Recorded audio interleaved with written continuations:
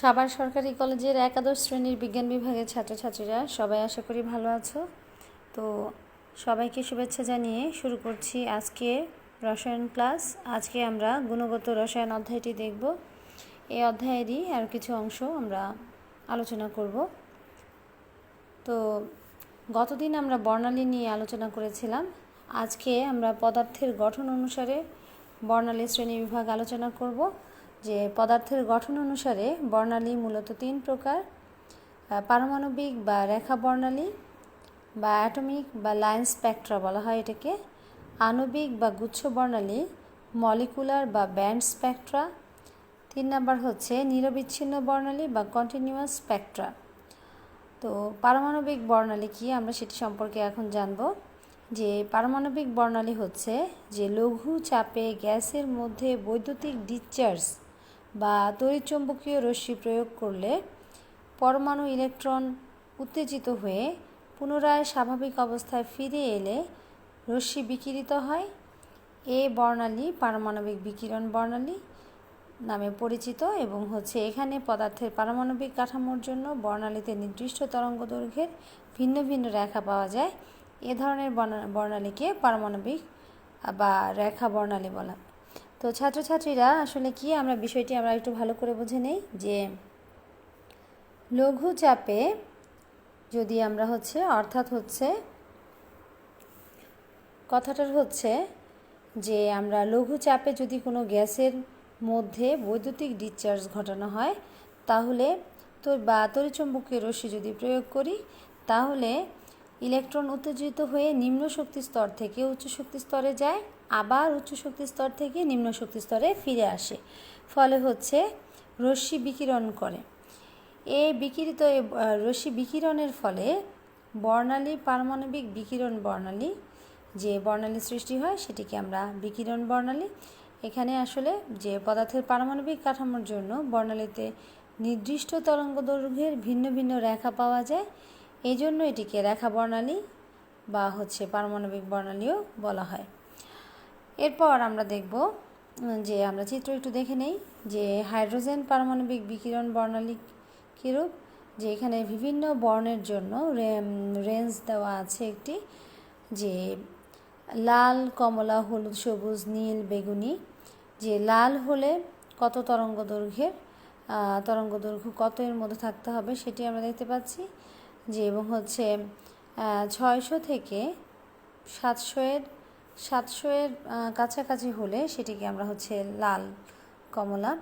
এরপর হলুদ আমরা দেখতে পাচ্ছি যে 600, এরপর সবুজ 500 এবং নীল আমরা 400, নীল বা বেগুনি।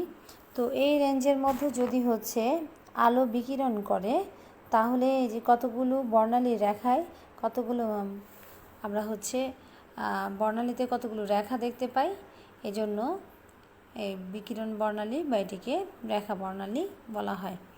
যেহেতু ইলেকট্রন বৈদ্যুতিক ডিসচার্জ ঘটানো হলে লঘুচাপে সেই ক্ষেত্রে ইলেকট্রন পরমাণুর ইলেকট্রন উত্তেজিত হয়ে নিম্ন শক্তি স্তর থেকে উচ্চ শক্তি স্তরে যায়, আবার উচ্চ শক্তি স্তর থেকে নিম্ন শক্তি স্তরে ফিরে আসে। তখন যে তাপশক্তি বিকিরণ করে বা রশ্মি বিকিরণ করে এর ফলে এই বর্ণালী পাওয়া যায়, সেজন্য এটিকে বিকিরণ বর্ণালী। আর যেহেতু এই বর্ণালীতে রেখা পাওয়া যায়, লাইন পাওয়া যায়, সেজন্য এটির নাম রেখা বর্ণালী বা পারমাণবিক বিকিরণ বর্ণালী। এরপর আমরা দেখব যে আণবিক বর্ণালী কি। যে কোনো গ্যাস বা বাষ্পকে যদি উত্তপ্ত করা হয় বা ইলেকট্রিক ডিসচার্জ প্রয়োগ করা হয় তবে বর্ণালীতে অনেকগুলো কাছাকাছি রেখার সমষ্টি পাওয়া যায়, একে গুচ্ছ বর্ণালী বলা হয়। একটু আগে আমরা দেখলাম যে বর্ণালীতে রেখা পাওয়া যায়, কিন্তু যদি রেখাগুলো কাছাকাছি হয় বা গুচ্ছ আকারে থাকে তাহলে সেটিকে আমরা গুচ্ছ বর্ণালী বলবো। যেহেতু যে পদার্থের একাধিক পরমাণু নিয়ে গঠিত বলে সে আণবিক কাঠামোর জন্য এ ধরনের গুচ্ছ বর্ণালী পাওয়া যায়, তাই এটিকে আণবিক বর্ণালীও বলা হয়। অর্থাৎ যে কোনো গ্যাস বা বাষ্পকে যদি উত্তপ্ত করা হয় বা ইলেকট্রিক ডিসচার্জ যদি প্রয়োগ করা হয় তাহলে বর্ণালীতে অনেকগুলো রেখা পাওয়া যাবে বা রেখা সমষ্টি পাওয়া যায়। এবং এই কারণে এটিকে গুচ্ছ বর্ণালী, এবং হচ্ছে যেহেতু পদার্থের একাধিক পরমাণু নিয়ে গঠিত আণবিক কাঠামোর জন্য এ ধরনের গুচ্ছ বর্ণালী পাওয়া যায় বলে এটিকে আণবিক বর্ণালী বা গুচ্ছ বর্ণালী বলে। তাহলে আমরা বললাম যে অর্থাৎ কোনো পদার্থের তড়িৎচুম্বকীয় রেডিয়েশনের বর্ণালীকে বা শক্তি শোষণ করলে যে বর্ণালী উৎপন্ন হয় তাকে আণবিক বা গুচ্ছ বর্ণালী বলে। অর্থাৎ আমরা বললাম যে কোনো পদার্থের তড়িৎচুম্বকীয় রেডিয়েশন মানে হচ্ছে বিকিরণ, এখানে বিকিরিত শক্তি শোষণ করলে যে বর্ণালী উৎপন্ন হয় তাকে আণবিক বর্ণালী বা গুচ্ছ বর্ণালী বলে। এ শ্রেণীর বর্ণালীর মধ্যে পড়ে সাধারণত আবর্তন বর্ণালী বা মাইক্রোওয়েভ বর্ণালী, এরপর হচ্ছে কম্পন বর্ণালী বা হচ্ছে অবলোহিত বর্ণালী, এটিকে ইনফ্রারেডও বলা হয়, ইলেকট্রন বর্ণালী বা ইলেকট্রন স্পেকট্রা, রমন বর্ণালী বা রমন স্পেকট্রা, এনএমআর বর্ণালী বা এনএমআর স্পেকট্রা, ইএসআর বর্ণালী, ইএসআর স্পেকট্রা। তো আচ্ছা, আবর্তন বর্ণালীকে আমরা আরেকটি নাম দেওয়া যেতে পারে, সেটি হলো রোটেশনাল স্পেকট্রা। তো আবর্তন বর্ণালী কি?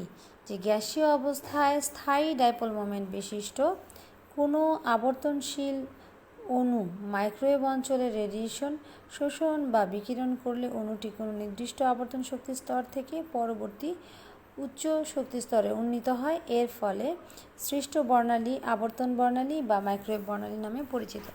এখন স্থায়ী ডাইপোলটা কি? আমরা ডাই মানে হচ্ছে ডাই মানে হচ্ছে দুই, পোল মানে হচ্ছে মেরু। অর্থাৎ কোনো যৌগে যদি হচ্ছে স্থায়ী মেরুত্বের সৃষ্টি হয় বা স্থায়ী ডাইপোল মোমেন্টের সৃষ্টি হয়, তাহলে সেই ক্ষেত্রে অর্থাৎ ধনাত্মক ঋণাত্মক পোল সৃষ্টি হয়, স্থায়ী সৃষ্টি হয়, যে সাময়িক না কিন্তু স্থায়ী, সেই ক্ষেত্রে কোনো আবর্তনশীল অণু মাইক্রোওয়েভ অঞ্চলে রেডিয়েশন যেমন হচ্ছে রেডিয়েশন যদি শোষণ বা বিকিরণ করে, তাহলে অণুটি কোনো নির্দিষ্ট আবর্তন শক্তির স্তর থেকে পরবর্তী উচ্চ শক্তির আবর্তন শক্তি স্তরে উন্নীত হয়। এর ফলে সৃষ্ট বর্ণালী আবর্তন বর্ণালী বা মাইক্রোওয়েভ বর্ণালী নামে পরিচিত। এরপর আমরা হচ্ছে আইআর বর্ণালী দেখব। যে আইআর বর্ণালী হচ্ছে স্থায়ী পরিবর্তনযোগ্য।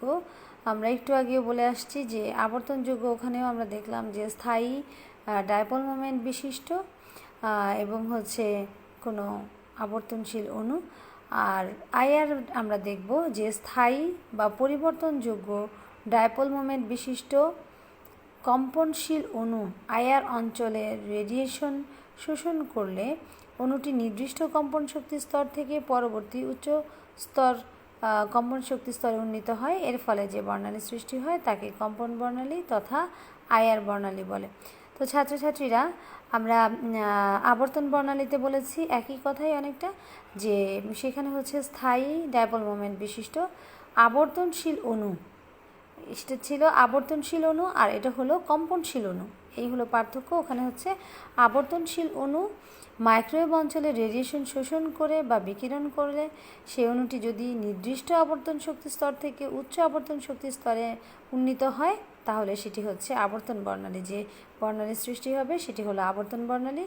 আর আইআরে আমরা বলছি এটি হলো কম্পন বর্ণালী। তাহলে নির্দিষ্ট কম্পন শক্তির স্থায়ী পরিবর্তনযোগ্য ডাইপোল মোমেন্ট আবর্তনশীল বর্ণালীতেও ছিল এবং আইআরেও আছে।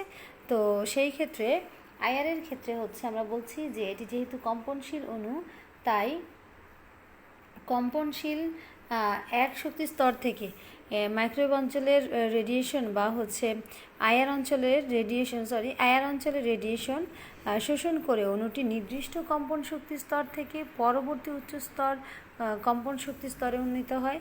এর ফলে যে বর্ণালী সৃষ্টি হয়, সেই ক্ষেত্রে অর্থাৎ যদি শক্তি শোষিত হয় সেই ক্ষেত্রে যে বর্ণালী সৃষ্টি হয় তাকে হচ্ছে কম্পন বর্ণালী তথা আইআর বর্ণালী বলে। এরপর এনএমআর দেখব আমরা। এনএমআর কথাটির অর্থ হচ্ছে যে নিউক্লিয়ার ম্যাগনেটিক রেজোনেন্স। তো নিউক্লিয়ার ম্যাগনেটিক রেজোনেন্স সেটি কি এবং তার ফলে কি বর্ণালী সৃষ্টি হয় সেটি সম্পর্কে আমরা জানব। যে কোনো মৌলের পরমাণুর নিউক্লিয়াসের এখন সেই মৌলগুলো কি কি, তাহলে মৌল হচ্ছে কার্বন এবং হচ্ছে হাইড্রোজেন। কার্বন আইসোটোপ 13 এবং হচ্ছে প্রোটিয়াম এর প্রোটনের বিশেষ অভিবিন্যাস কারণে যে বর্ণালী সৃষ্টি হয় তাকে নিউক্লিয়ার ম্যাগনেটিক রেজোনেন্স বলে। অর্থাৎ কোনো একটি আমরা পরমাণুর বললাম যে পরমাণুর নিউক্লিয়াসে সাধারণত প্রোটন এবং নিউট্রন থাকে। এখন এই প্রোটনের অভিবিন্যাস বা বিন্যস্ত হওয়ার কারণে যে বর্ণালী সৃষ্টি হয় তাকে নিউক্লিয়ার ম্যাগনেটিক রেজোনেন্স বলে, বা নিউক্লিয়ার ম্যাগনেটিক রেজোনেন্স বা এনএমআর বর্ণালী বলে। তো এসব বর্ণালীমিতিতে তরঙ্গ সংখ্যার বিপরীতে পার্সেন্ট অফ শোষণ বা বিকিরণ লেখচিত্র অঙ্কন করলে দেখা যায় যে পার্সেন্ট অফ শোষণের জন্য উপরের দিকে পিক, সেটি হলো আইআর। আমরা দেখলাম আইআর কথাটার অর্থ হচ্ছে ইনফ্রারেড, মানে অবলোহিত রশ্মি, বা এটি কম্পনশীল বর্ণালী। তো সেই ক্ষেত্রে আইআর এর ক্ষেত্রে আমরা যে চিত্র দেখব সেটি যে পার্সেন্ট অফ শোষণ, তরঙ্গ সংখ্যার বিপরীতে পার্সেন্ট অফ শোষণ বা বিকিরণের লেখচিত্র অঙ্কন করলে দেখা যায় যে পার্সেন্ট অফ শোষণের জন্য উপরের দিকে এবং বিকিরণের জন্য নিচের দিকে ডিপ্রেশন পাওয়া যায়। অর্থাৎ আমরা দেখতে পাচ্ছি আইআর এর জন্য আমরা চিত্র দেখব, আইআর এর জন্য আমরা উপরের দিকে পিক পাবো, এবং আমরা এনএমআর এর জন্য নিচের দিকে আমরা এবং বিকিরণের জন্য একটি বলছি আমরা শোষণের জন্য, এবং আরেকটি হলো বিকিরণের জন্য। যদি শোষণ হয় শোষণের জন্য উপরের দিকে এবং বিকিরণের জন্য নিচের দিকে পাওয়া যায়। তো আমরা চিত্র দেখতে পাচ্ছি এই যে এখানে আবর্তন বর্ণালীতে আমরা দেখতে পাচ্ছি যে পার্সেন্ট অফ শোষণ এবং তরঙ্গ সংখ্যার বনাম পার্সেন্ট অফ শোষণের লেখচিত্র অঙ্কন করলে দেখা যায় যে উপরের দিকে পিক পাওয়া যায়। আর আইআরে এটি আবর্তনশীল বর্ণালীর জন্য ছিল। এখন আইআর মানে ইনফ্রারেডের জন্য যদি করা হয় তাহলে পার্সেন্ট অফ বিকিরণ এবং তরঙ্গ সংখ্যা ভার্সাস পার্সেন্ট অফ বিকিরণের লেখচিত্র অঙ্কন করলে নিচের দিকে পিক পাওয়া যায়, অর্থাৎ ডিপ্রেশন, এটিকে বলা হয় ডিপ্রেশন পাওয়া যায়। তো ছাত্রছাত্রীরা তোমরা এই আবর্তনশীল বর্ণালীর জন্য এবং আইআর এর জন্য চিত্রটি দেখলে, এবং আবর্তনশীল বর্ণালী তোমরা শিখেছ যে স্থায়ী ডাইপোল মোমেন্ট যুক্ত, এবং সেই ক্ষেত্রে কোন নির্দিষ্ট এবং আবর্তন যে আমরা বলছি যে মাইক্রোওয়েভ অঞ্চলের রেডিয়েশন শোষণ করে তারপর নিম্ন আবর্তন শক্তি স্তর থেকে উচ্চ আবর্তন শক্তি স্তরে স্থানান্তরিত হয়। এর ফলে শক্তি যে শোষণ হয় এর ফলে যে বর্ণালী পাওয়া যায় সেটিকে আবর্তন বর্ণালী বলি। আর আমরা যেহেতু শোষণ হয় সেজন্য আমরা পার্সেন্ট অফ শোষণ লিখেছি, তরঙ্গ সংখ্যা বনাম পার্সেন্ট অফ শোষণ লেখচিত্র অঙ্কন করা হয়েছে। আর যেহেতু আইআর বর্ণালীতে আমরা বলছি যে ইলেকট্রন এখানে আইআর অঞ্চলের রেডিয়েশন শোষণ করে নিম্ন শক্তি স্তর থেকে উচ্চ শক্তি স্তরে যায়, এবং উচ্চ শক্তি স্তর থেকে নিম্ন শক্তি স্তরে আসলে যে বিকিরণ হয় এর ফলে যে বর্ণালী পাওয়া যায় সেটি এবং নিম্ন কম্পনশীল শক্তি স্তর থেকে উচ্চ কম্পনশীল শক্তি স্তরে স্থানান্তরিত হয়। সেই জন্য পার্সেন্ট অফ আমরা দেখতে পাচ্ছি পার্সেন্ট অফ বিকিরণ, এবং বিকিরণের ফলে মূলত এই পিকটি পাওয়া যায়। সেজন্য পার্সেন্ট অফ বিকিরণ এবং তরঙ্গ সংখ্যা ভার্সাস পার্সেন্ট অফ বিকিরণের লেখচিত্র অঙ্কন করা হয়েছে। এরপর আমরা দেখব যে নিরবিচ্ছিন্ন বর্ণালী কি। তো যখন কোনো কঠিন পদার্থকে ভাস্বরতা পর্যন্ত উত্তপ্ত করা হয়, অর্থাৎ যেই পর্যন্ত না একটা কঠিন পদার্থ তরলে পরিণত হয় তার আগ পর্যন্ত একটা কঠিন পদার্থকে যদি আমরা উত্তপ্ত করি, তখন উত্তপ্ত পদার্থ যে বর্ণালী দেয় তাকে অবিচ্ছিন্ন বর্ণালী বলা হয়। বৈশিষ্ট্যপূর্ণ বিষয় রশ্মি বিকিরণ অনুসারে বিভিন্ন পদার্থে কিছু লক্ষণীয় বৈশিষ্ট্যের উদ্ভব হয়, যেমন প্রতিপ্রভা, অনুপ্রভা এবং শতপ্রভা। তো আমরা নিরবিচ্ছিন্ন বর্ণালী দেখলাম যে কোনো কঠিন পদার্থকে তার ভাস্বরতা, অর্থাৎ যতক্ষণ পর্যন্ত না সে তরলে পরিণত হয় ততক্ষণ পর্যন্ত তাকে উত্তপ্ত করা হলে ওই পদার্থ থেকে বর্ণালী পাওয়া যায়। এই জন্য এটিকে কন্টিনিউয়াস স্পেকট্রাম, মানে অবিচ্ছিন্নভাবে বর্ণালী উৎপন্ন হয়, সেজন্য এটিকে কন্টিনিউয়াস স্পেকট্রাম বলা হয় বা অবিচ্ছিন্ন বর্ণালী বলা হয়। তাহলে এবং হচ্ছে বৈশিষ্ট্য আমরা বলছি যে প্রতিপ্রভা, অনুপ্রভা এবং হচ্ছে শতপ্রভা, সেই ক্ষেত্রে হচ্ছে রশ্মি বিকিরণ অনুসারে এই লক্ষণীয় বৈশিষ্ট্যগুলো রয়েছে। তো প্রতিপ্রভা কি? আপতিত রশ্মি শোষণ করে উত্তেজিত পরমাণুর পদার্থ রশ্মির উৎস বন্ধ হয়ে গেলে আবার ওই শোষিত শক্তি দৃশ্যমান রশ্মি আকারে বিকিরিত করে, এর নামই হচ্ছে প্রতিপ্রভা। রশ্মি বিকিরণের সময়কাল 10 থেকে 6 সেকেন্ড, অর্থাৎ রশ্মির উৎস বন্ধ হওয়ার পর প্রায় সঙ্গে সঙ্গে রশ্মি বিকিরণও বন্ধ হয়ে যায়, অর্থাৎ প্রতিপ্রভা খুবই ক্ষণস্থায়ী। সোডিয়াম মার্কারি এর বাষ্প এবং হচ্ছে পেট্রোলিয়াম কাচ প্রতিপ্রভা প্রদর্শন করে। তোমরা বাসায়ও দেখবে ছাত্রছাত্রীরা যে লাইট কিছুক্ষণ জ্বলার পর এটা আবার বন্ধ করলে এটা থেকে কিছুক্ষণ রশ্মি বিকিরণ করে বা হচ্ছে কিছুটা হলে আলো দেখা যায়। তো এটি হলো মূলত প্রতিপ্রভা। অনুপ্রভা আমরা দেখতে পাচ্ছি যে আপতিত রশ্মি শোষণ করার পর কোনো পদার্থকে কয়েক সেকেন্ড ধরে আবার বিকিরণ করলে ওই বিষয়কে অনুপ্রভা বলে। অর্থাৎ কোনো একটি পদার্থের উপর যদি রশ্মি আপতিত হয় এবং সেটি যদি শোষণ করে এবং হচ্ছে কয়েক সেকেন্ড ধরে বা কিছু সময় ধরে যদি সেটি বিকিরণ করে, তাহলে এই বিষয়টিকে সাধারণত বলা হবে কি অনুপ্রভা। মৃৎক্ষার ধাতুর সালফাইড, ম্যাগনেসিয়াম সালফাইড এই ধর্মের অধিকারী। শতপ্রভা কিছু কিছু পদার্থ আছে যেমন তেজস্ক্রিয় পদার্থ রেডিয়াম এবং হচ্ছে জিঙ্ক সালফাইড এর মিশ্রণ, যা দিনের বেলায় সৌর আলো অথবা বৈদ্যুতিক বাতির আলো শোষণ করে এবং পরে আবার রাতের আধারে তা স্বতঃস্ফূর্তভাবে বিকিরণ করে এবং তাকে শতপ্রভা পদার্থ এবং হচ্ছে এই বিষয়কে শতপ্রভা বলে। অনেক ঘড়িতে এটি থাকে যার কারণে রাতের বেলাও তা উজ্জ্বল দেখায় এবং যে আলোতে সঠিকভাবে সময় দেখা যায়। তো ছাত্রছাত্রীরা তাছাড়াও আমরা বাসায় দেখি যে তসবি যদি রাতের বেলাও অন্ধকারেও এটি জ্বলে, তো এটি এক ধরনের শতপ্রভা। তো আমরা বললাম কি প্রতিপ্রভা হচ্ছে যে আমরা বললাম যে আপতিত রশ্মি শোষণ করে উত্তেজিত পরমাণুর পদার্থ রশ্মি উৎস বন্ধ হয়ে গেলেও আবার ওই শোষিত শক্তি দৃশ্যমান রশ্মি আকারে বিকিরণ করে, এর নামই হচ্ছে প্রতিপ্রভা। আর হচ্ছে বলছি যে আমরা অনুপ্রভা কি? অনুপ্রভা হচ্ছে যে আপতিত রশ্মি শোষণ করার পর কয়েক সেকেন্ড ধরে যদি তা আবার বিকিরণ করে, তাই বিষয়টিকে বলা হয় অনুপ্রভা।